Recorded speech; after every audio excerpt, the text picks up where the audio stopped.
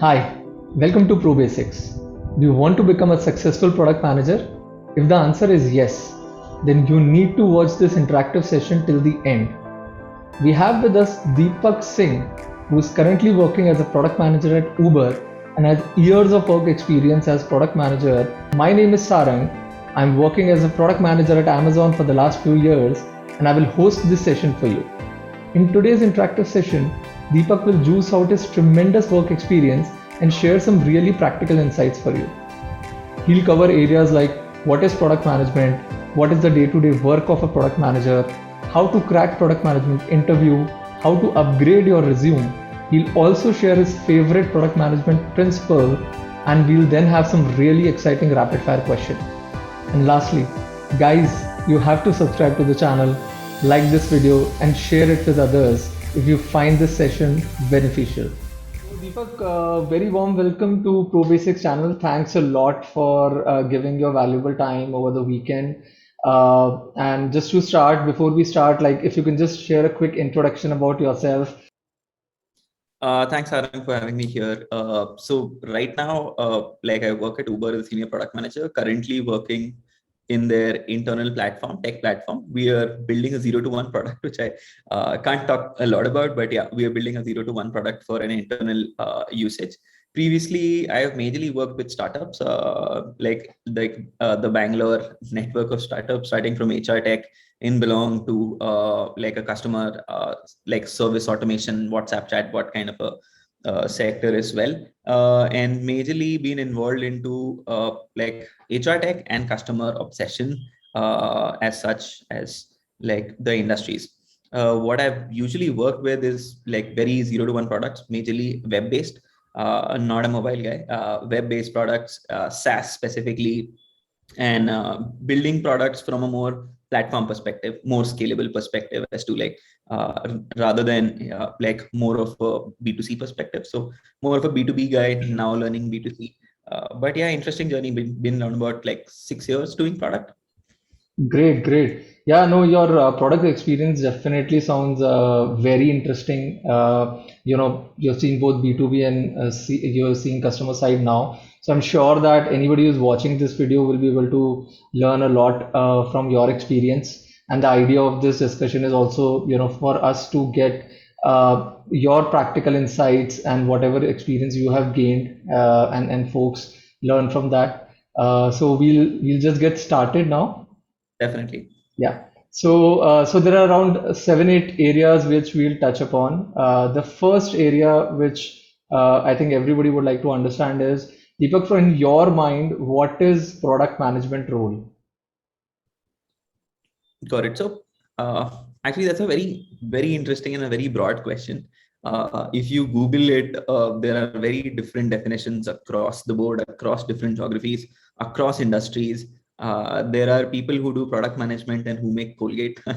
There are people who do B2B and B2C versus, and then there are India versus US differences. But overall, if you look at it, there are certain 3 or 4 principles, key principles, I think, that define a product manager.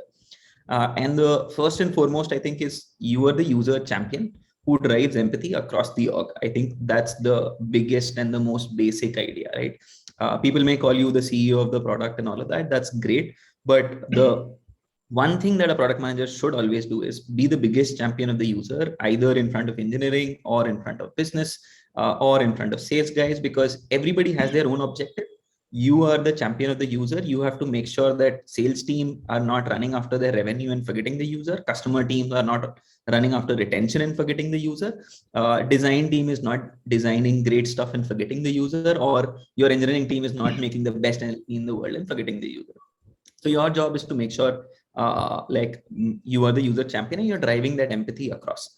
The second layer, which I think, which is second principle of product management, is you are the horizontal layer. And we, as we spoke about, we touch across different parts of the business as such. You are the horizontal connective tissue, as some people call it, that binds knowledge across and tries to let's say channel the whole effort into a direction which would lead into the third point, which is an impact, which is where we measure metrics, etc. The third piece, which is very important, is like at times people in the whole midst of making a product and delivering a feature, forget what impact it is. As a product manager, your biggest job is to drive every like organization, every team towards one factor, which is what is the end outcome for the business and for the user. Hopefully they are like aligned. But yeah, like the idea is to make sure that you drive an outcome and you're not worried about input to the thing. The thing that you're driving is outcome. Then the last bit I think is what I want to quickly talk about. Apart from these three pillars, there is obviously the whole angle of like basically the role depends on if you're in B2B versus B2C. B2B, you are more dealing with you're talking about a different set of metrics altogether. You're talking about metrics that you're chasing is retention, ARR and stuff like that. Versus when you come to B2C, it's a very different type of organization. You're dealing with marketing a lot, versus probably in a B2B, you are dealing with a lot more with your account management and your sales team, etc.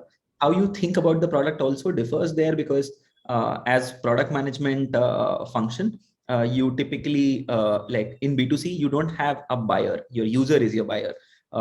So your how you define personas also changes. Sorry, diverging into a different zone altogether, but just summarizing the 3 points that I think is user champion, and then you're the horizontal layer across stakeholders. Third thing is you push people towards an outcome so that you solve a user's problem in the end. I think those three are key points I would like to summarize as like what product management function is, and it varies across different geographies, different teams. Platform PMs do things differently as probably a customer facing team. But yeah, those are the three things that like combine almost every principle, every type of product management out there. Yeah, no, very well put, Deepak. I couldn't agree more. I also think the same that a product manager is the voice of the customer, and then they drive all the stakeholders to be able to deliver that vision or they deliver that need that customer has. And then in the process, like you said, right, so they leverage either technology or multiple stakeholders and then be able to deliver it. So yeah, completely put. Great, very well put.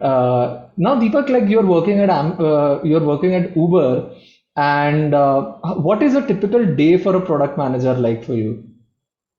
Okay, so I think the day that starts with is like you wake up to a lot of emails and Slack communication.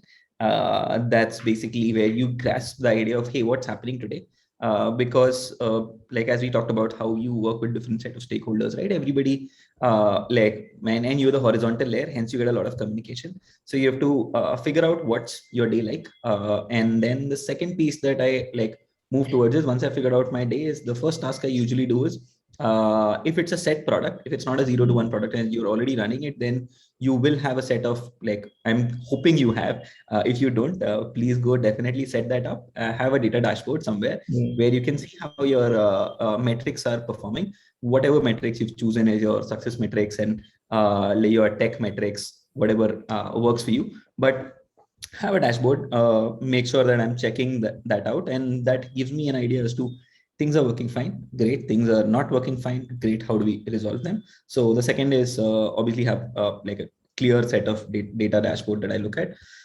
Then the day moves on to the first set of meetings, which is usually a stand-up in engineering, where we take a stock of like what's getting blocked on like and where can I help them move things across. For example, something design is not available or the design is not just confirming with the current set of product, that resolve all of that. So that's stand up. Fourth, usually I spend some time grooming my backlog and making sure I'm reading through any support issues or any requests that have come up, making sure they're part of the backlog, and then we groom it on Jira or whatever, Asana or whatever tool you're using, making sure the user stories are well defined and you understand the problem. Then fifth, I spend a lot of time looking at support issues because I think there's like a gold mine of data for a product manager, which we like a lot. I've seen a lot of people ignore, but there's so much there, right? If you just sit through your customer support channel, whatever it is, there's so much there. Then the sixth thing is usually, which takes up a lot of time, is you end up having your meetings with stakeholders, which is either design or business or marketing or like customer success, account management, whatever functions exist at your org. But yeah, typically that summarizes my day. If there is any time left, then there is like either basically like leadership meetings and all of that Yeah. typically come in, obviously. Yeah. No, But yeah, that's something. yeah, Deepak, thanks for sharing. I do want to highlight, like when I interact with the young folks who are planning to go into product management role, usually the idea is that okay, we are going to do some innovative stuff and we are going to make history, and that is of course like that will happen eventually. And product manager role enables you to do something which has never been done before. It gives you, you know, the support of the team. But like you said, right, I want to emphasize that matrix, breathing matrix on a daily basis is product managers like very, it has to be like a very strong muscle PM needs to have. Secondly, like you said, right, prioritization on a continuous basis, like making the most of the tech bandwidth or the stakeholder bandwidth which has to drive your year-end objectives requires a very strong prioritization understanding, and product manager has to do that. And third and very important one, which you said, is like look at the customer feedbacks on a continuous basis. I have myself seen a lot of times a customer feedback just on the way how the communication is or how the color of a button is not resonating, and just making that change with say 1 or 2 weeks of effort delivers much better results versus sometimes you putting like months of tech effort into something. So yeah, PM has to do all of this, guys, whoever is listening, and of course build innovation. Yeah, and unluckily, the harsh truth is that innovation doesn't happen every day. So when you Yeah. look at a day charter, you will have to do these things which get you in a groove of repeating like good habits, and good habits like breathe will like give rise to innovation at some point, right? It's not that every day some great idea comes up and you can implement it. Right, that's true. That's true. So, Deepak, now you have gone through multiple companies and you have, of course, joined Uber also, and you would have cracked interviews, as you would have transitioned from one company to another. So, a lot of folks want to understand that, okay, how do you crack a product manager interview? Of course, there are materials online, but hearing from you, your own practical experience will help. So, if you can take like two examples of, say, the interview questions you have faced and how did you go about answering those two questions? I think it'll give some good insights. Makes sense. So I think there is a lot of material, as you like rightly said, online. But I think what like is most important to understand is what you do on a daily basis. If you can replicate in the interview, Hmm.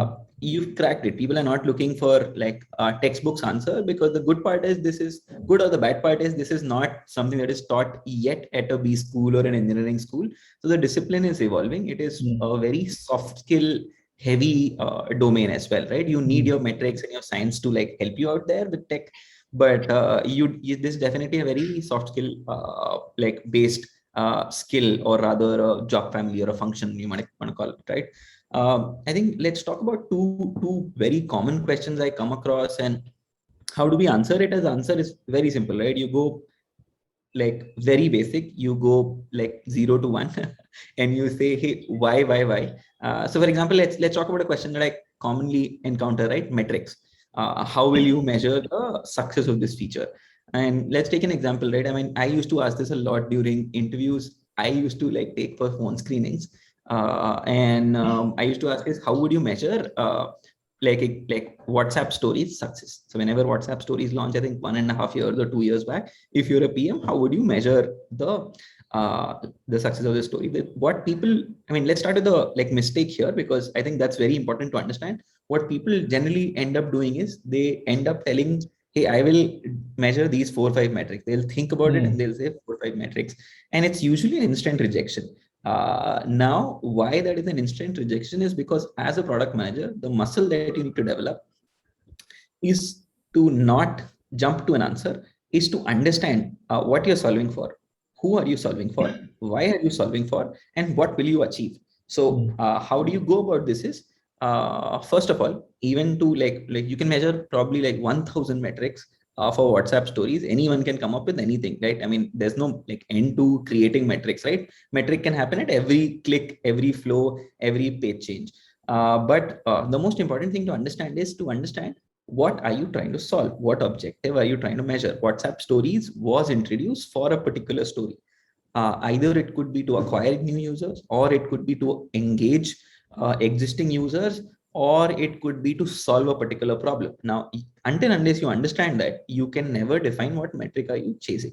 So first thing is understand what your metric is. And here you would typically go into a dialogue with your interviewer and you would ask them what objective are they trying to solve.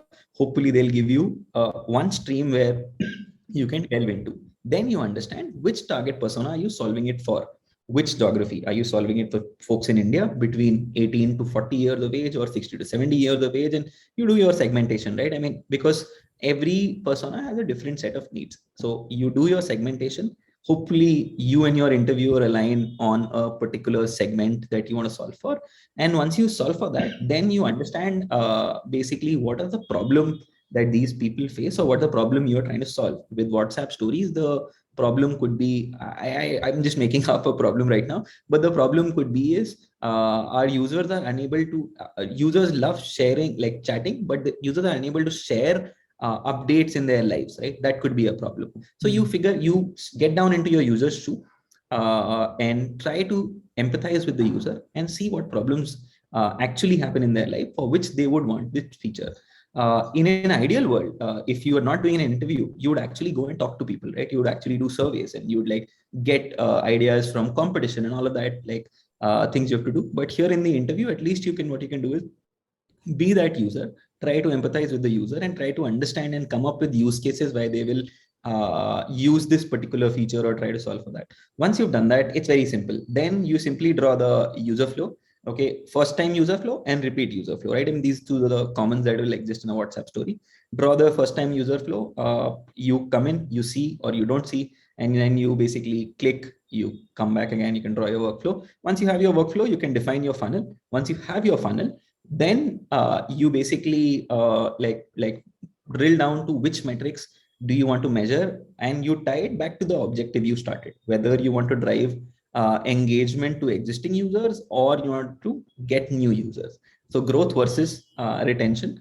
Yeah. Good framework that I see that has worked for me is, and there are multiple variations of this, which is triple AR, which is awareness, acquisition, activation, retention, and referral, and people then add monetization. You can add whatever, but yeah, that's roughly that, right? You acquire a user and then you make them your champions and make them like referrals, and monetization happens automatically.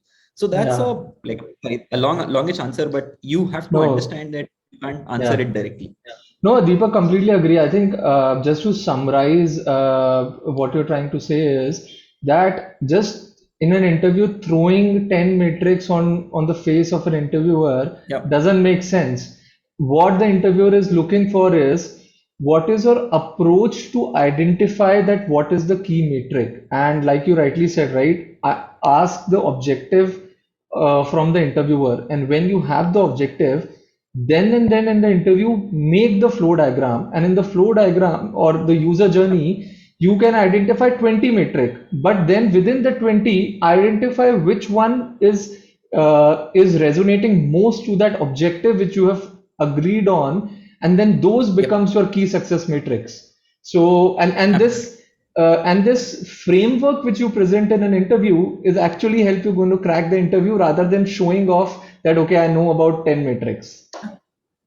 Absolutely, App. absolutely. And this is fundamental to any problem solving, right? I'm not saying, hey, use this framework, but what I'm saying is if you had a different type of question, right? For example, if you said, how would you improve Ola, like let's say safety feature in Ola? I mean, you Yeah. don't have to take another framework and remember it and all of that. No, simply go by objective user, understand your user, what problem. It's very simple. You just do whatever you do as a product manager. There's no like rocket science to learning a new framework. So Thanks, that's thanks it. for sharing the framework. Any second question you want to share which you have faced or you see commonly asked? Second one is how would you improve the feature? And then also, and I have made this mistake a while back when probably I had like not much understanding of product is I said, hey, this is what I'll improve. And it's understandable because you want to show that you know things. But the best part of a PM's capability is that they understand they don't know anything. And then you start from there and you use the same framework, which is what objective are you trying to solve? Which user personas do you want to improve this feature for? For example, the safety could be for women riders who travel at night. You have to nail down that persona really well. And if you want to improve it, then you go for improvement. One thing is very necessary. We talked about how you take customer feedback, etc. So you get to your source, which is a lot of your like your customer support portals. Like just go through it, and just understand which are the problems which are highest priority. One thing that you have to do is make sure that you organize your problems in terms of priority. So what I've seen people do a mistake is they always organize the solutions in priority list, but the problems are not done, not prioritized really well.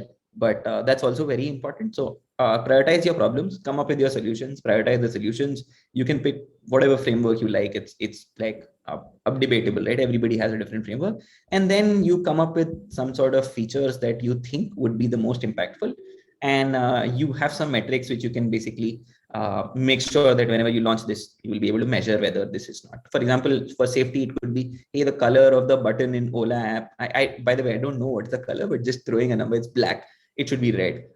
Great, it should be red. Then that's an improvement you can suggest and put a framework and a metric to measure it once it is launched. Got it. Awesome. No, completely makes sense. Thanks for sharing those two questions and how to go about answering them in an interview. Now we'll just quickly do like an interview role play where I'm gonna, for example, just present a question to you, and yeah. So as a product manager, how would you say stay customer focused? How would you stay customer focused? Interesting. So, are you expecting like some sort of a framework, or are you expecting a scenario? What's the like? What are Yeah. you trying to understand here? Yeah. I know it's a very broad question, but I think the two areas probably you can touch upon is one is the framework, and are there any particular techniques you think will be effective to stay customer focused? A couple of thoughts that I have in my mind, and like we can run through it and figure out if we can create a framework. But ideally, if you're talking about customer focus, right? Let's understand what does it even mean, right? Staying customer focused. If you're talking about, let's say, a product team or a product manager, what's most important for them is like something we touched upon previously, right? Is to understand what their customer need is, and what their like how is their customer, what are the segmentation, etc. So I think first thing is we need to define what is customer obsession. I think you use the word customer focused, right? So yeah, at Uber we use customer obsession. Yeah, so if you talk about customer focus, I think first thing we should do is define what is customer focused, and what does it mean in more let's say tangible terms. Once we have done that, we can break it down into what does it mean for each of these terms. For example, customer focused can mean, one is you are always let's say you have metrics which are always customer quality or customer obsession focused. For example, like I'm sure Amazon has like surveys that continuously run on ratings, etc. Right? You have ratings of every product, etc. And then you always measure how's the experience continuously happening over time. So you have a set of metrics which you define for customer focus. That basically becomes one base fundamental idea of customer focus. The second piece, what I've typically seen is work out really well for people, is have dedicated team for customer focus. For example, if you have a larger product running, and that depends on the size of the org also, because sometimes it's usually your support function also doubles up, or sometimes like you can have dedicated teams. But the second fundamental idea is to have a customer obsession or a customer focus or a customer success team, which is dedicated to solving for this. Because what happens is typically like in like business teams and product teams and tech teams, they forget the voice of the customer because they have their own objectives. And once you have a team whose objective is just customer obsession or focus, because they're running after those metrics, they are obviously always in your mind. Third piece is, which people can actually leverage, is to make sure that your product design and engineering team are continuously talking to customers. So you give the teams like 5% time a month, 2% time a month, depends on how. and you continuously talk to them. Your engineers are talking to them. Your designers are obviously talking to them. Your product managers are always talking to them, and you incentivize people to do that. So back in Belong, like my first product company that I work for, we had incentivized and made it compulsory for people to attend one customer meeting a month. So that you are continuously listening. Customer focus is not one person's job, but it's the whole company's job. So to summarize, I would say, hey, there are like, you need to define what is customer focus for you as an org, because everybody has a different meaning of it. The second is, once you have, I think there are three pillars you can leverage to further exactly say, hey, this is what customer focus is, and how I'll do it is, one, have clear customer obsession or customer focus metrics. Second, have a dedicated team whose job and whose incentives and everything is aligned to this. Their objectives are this, their OKRs are this. And then finally have a function which facilitates, which could be either driven by product or design, which facilitates that everybody meets their customers once a year, once a 6 months, etc. So I don't know if you've like seen it, a lot of Swiggy product managers do delivery often. Yeah. We at Belong, we at Belong used to play recruiters. So we were assigned on a position, one position every 6 months or so, and we had to recruit for it. Okay, that's nice. So so I think these three are like the fundamental ideas, but happy to have your thoughts, because it's a very wide open question. Yeah, no, I know it's a very broad question, and I think you kind of nailed and bang on in terms of the top thing to do and the mechanism to follow. And the reason I asked this question is because when you involve in the activities which you just mentioned, like having a dedicated team or finding a metric or spending time with customer, as a product manager, you will automatically have half your product roadmap full. Because when you do that, you don't need to sit and invent ideas on your own. As part of whatever you just said, you as a product manager, you will automatically end up inventing or coming with new ideas. And I think that's one of the key reasons why it's very important to stay customer focused for product manager. And thanks for sharing your thoughts on that. Yeah, I think it's a great answer. Makes sense. Yeah. Cool. So we'll move to the next thing is what is the one advice you will give to the to the folks who's applying in a product manager role to ensure that their resume represents correctly that okay, they are a good candidate for a product manager role. Yeah, so I think it's very difficult to say one. I'll choose two. Yeah, please. Sorry for No, go ahead. changing the framework of the question there, but I'll say two things, right? I mean, one thing we have all learned throughout our careers, whenever you did, like someone did it, like resume counseling, or someone went to your resume, have impact numbers. As a product manager, we spoke about metrics are important. So talk about what did this product do? I did this, does not help anyone.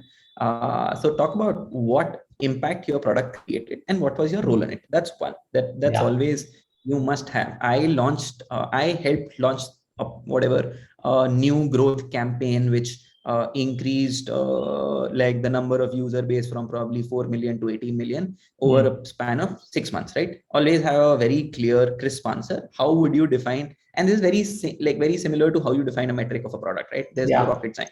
So as a product manager, always have that. Like imagine you're writing I think you guys do it at Amazon, right? You're doing that press release. So just imagine the headline of the press release that should be on your resume every time when you talk about the product. The second bit is which is not obvious, but I've seen people miss it. Is I mean, like everybody talks about metrics, but always talk about what customer change you were able to bring in. What did you change as a product manager which helped people align onto the idea of either customer success or customer obsession, or like what problem you eventually ended up solving for? So you increase the customer base, that's great. You will be eligible for a growth product manager. You'll get amazing jobs out there, but always talk about what like user problem you ended up solving, because that's also a very critical portion of whatever you're building. For example, Belong, I can give you an example. We launched, whenever we launched our SaaS product, we were serving around 150 companies or so, if I remember correctly. And what one thing that we drove and we were always mentioning is the number of offers. So your North Star metric always talk about what that North Star metric is, and that North Star metric must be customer driven, right? It can't be just like, hey, revenue was whatever X millions. Yeah, So yeah, yeah, we get that yeah. customer angle. Yeah, no, I think both great points, impact and highlighting the change or the uniqueness of the product which you drove makes sense. I think I can just add on one more thing, at least which I think is in the resume. If your product has actually, say, has leveraged something like a new technology or something Hmm. which you took an extra effort to integrate or bring into the product, right? For example, a lot of product today uses personalization and machine learning, etc. One advice to the product managers is highlight that, because these are the technologies which are going to enhance and grow more in future. So then it sets up you for a path that, okay, he's already on that journey and he has some experience in that journey, and he will be able to, pick that area much better. So if there is a experience, then yeah, great to highlight that. I think Yep, so. that's absolutely true. Yeah, great. Cool. Coming to the next question is, I know we have touched upon a couple of thought processes and mental models, but which one is your favorite product management concept, or in general, like any concept which you follow in Yeah. your current role? So this is very interesting. So earlier part of my life, like the first 3.5 years of work experience, were spent in a like a procurement consulting firm. So you can imagine my love for frameworks as such. But I think there's so many, right? There is AAR, we talked about RICE, which is a great prioritization framework.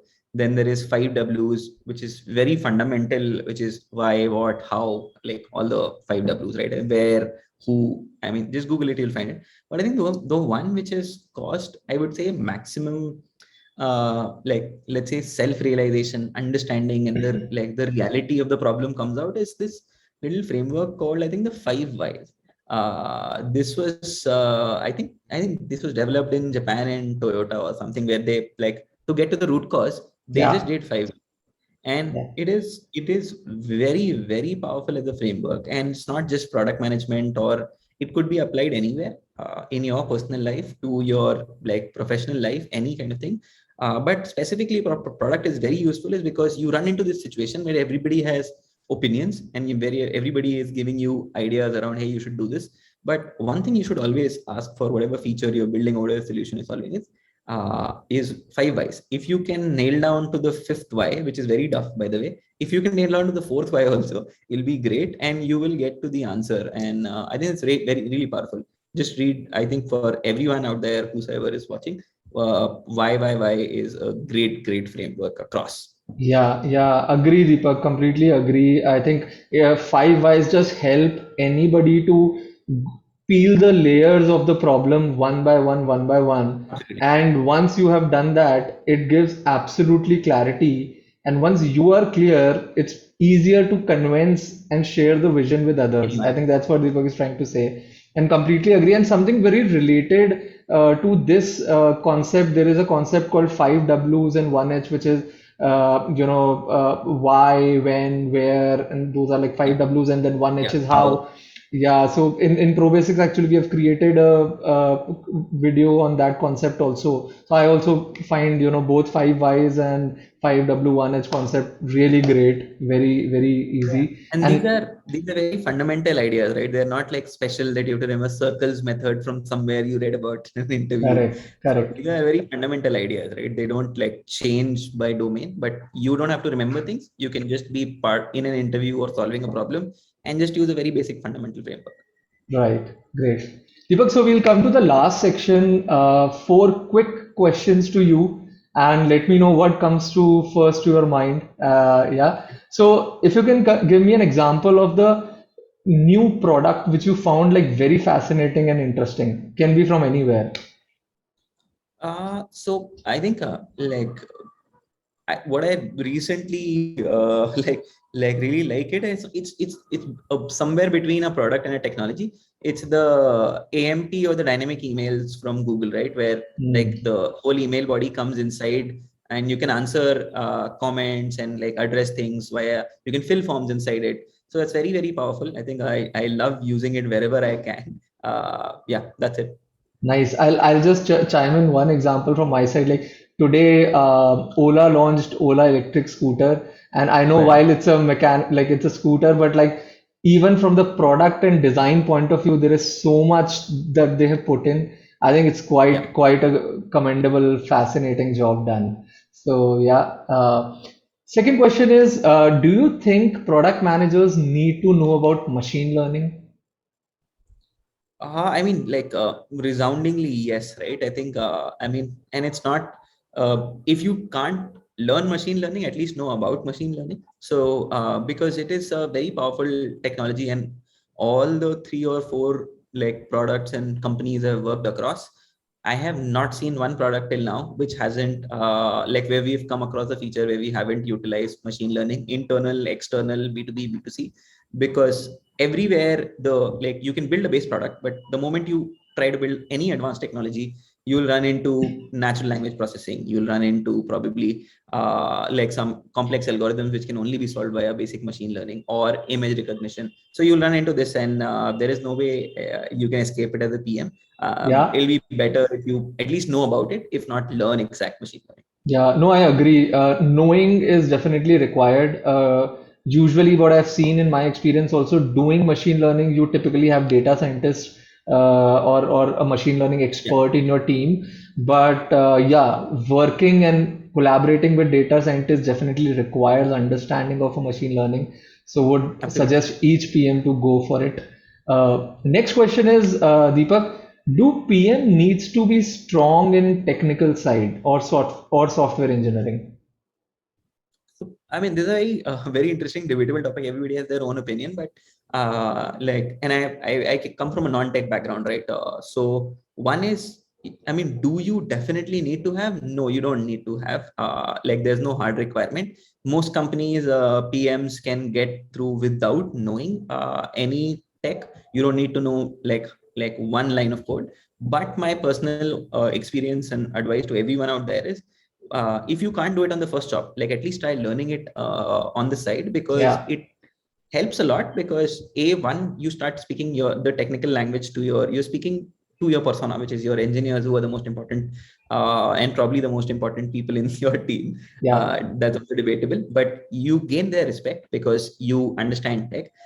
Second bit is, you can always help them by resolving issues and bugs, etc., by just like doing some tidbits here and there, because you know a little bit of tech, which you might just punt up to your engineering team, and they might just get overloaded. So I think yeah. like learning tech is very important. If you can't do it on your first job, do it in your second, but do it definitely, because it's 100% needed. You don't need to code, but you need to know how things work. Got it. Great answer. Yeah, completely. Couldn't agree more. My last question is like, who is the most important stakeholder for a product manager, but outside tech team? Tech is of course there. Important. Most important stakeholder. So I would give two answers here. One is, if you talk about B2B, Hmm. I think the most important stakeholder is usually your sales and account management team, Hmm. because they bring in fresh ideas, fresh perspective, and customer side of the table. That's definitely there. Then if you talk about B2C, again, take this with a pinch of salt. I haven't had a lot of experience in B2C, but B2C, I would say your design partner is probably the Yeah, most crucial. Yeah, because they, if they are not aligned on the problem, and they don't understand the user better than you, then it's a problem. So I think second, in B2C, it's definitely design. I I mean, the completely answer is agree. also marketing, but design I would choose. No, I completely agree. Marketing does help you drive adoption of the product, but user experience and design team help you build the product. Absolutely. So completely agree with that. Yeah. Deepak, so with this, we come to the end of the session. Thanks a lot for your time. I'm sure everybody has learned. I have learned some new things for sure. So thanks a lot for your time, Deepak. Appreciate it. Thanks, Arun. Yeah, this was really good, interesting discussions out here.